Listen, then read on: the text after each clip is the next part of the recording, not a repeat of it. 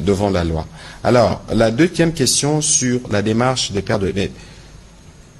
Bien avant d'ailleurs que je ne commente la démarche des princes de l'Église, il y a une constante ici. Je le disais tout à l'heure, c'est plus de 3000 Congolais qui sont morts dans des conditions effroyables. Je n'ai pas entendu, sauf si pendant que j'étais à Genève, je n'ai pas entendu, moi, les princes de l'Église, nos pères, condamner de manière claire cette barbarie. Peut-être que je n'ai pas suivi. En ce moment-là, il faudra m'accorder l'indulgence. Première chose. Deuxième chose, ceux qui sont morts, c'est les Congolais.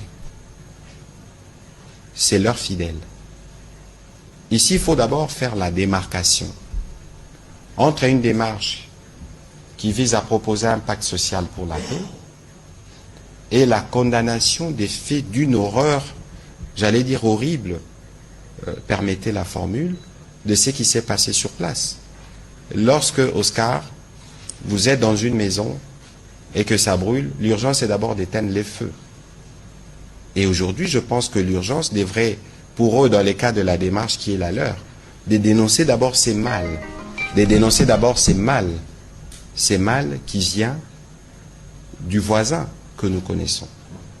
Ensuite, pour ce qui concerne leur démarche, mais le premier qui veut la paix en République démocratique du Congo, c'est les présidents de la République. Et les présidents de la République reçoivent des initiatives de plusieurs natures qui peuvent émaner des citoyens ou des structures. Le président de la République a reçu évidemment les prêtres à la fois de la SENCO et de l'ECC qui lui ont fait, il les a reçus d'abord à leur demande et qui sont venus lui présenter l'initiative qui était la leur. C'est une initiative qu'ils portent qui n'est qu'à ses débuts.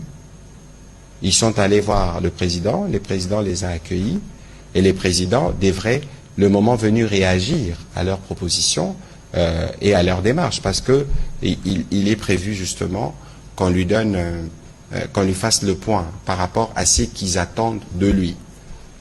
Deuxièmement, ici, il faut savoir que le président de la République ne leur a pas donné un mandat quelconque.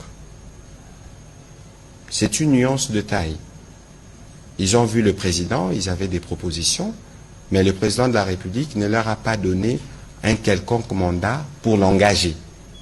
De toute évidence, comme je vous ai dit, ils sont en amorce de leur démarche qui vise à avoir un pacte social pour la paix. Personne ne peut la décliner, même pas le président de la République, parce que lui-même, il a toujours été chantre de la paix. Mais ici, il faut situer la démarche dans le cadre d'une action portée par elle, et ne pas faire d'amalgame et considérer qu'ils ont reçu un mandat du président de la République pour faire cette démarche-là.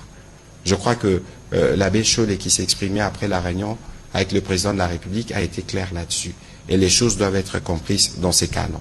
Mais pour ce qui nous concerne spécifiquement aujourd'hui, en tout cas, tous les Congolais, d'où qu'ils soient, devraient, de manière claire et sans ambiguïté, condamner cette barbarie et cette violence. Vous avez vu les condamnations qui sont venues du monde entier. Ce serait signe